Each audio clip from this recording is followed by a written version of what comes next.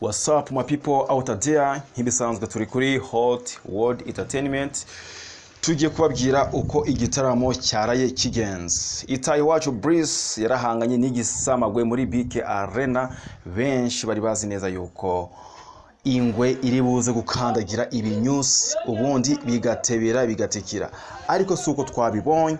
Uzwi nka Bruce Melody yakoze performance nk'iy'abanyamerika. The band atahana amafaranga ariko umufana nyamwinshi yagiye mu bitangaza, aho twari tuzi neza ko muri Kigali Universe ariho abafana bose bari hitire ubwo igisamagwe kiraba gikubiswe inshuro. Ndavuga ko Bruce Melody yigaragaje nka kinyusi OG. Ura muhungu no mu OG, benshi bazamuye amatara babona ibitangaza bya igitangaza Bruce Melody wagwani.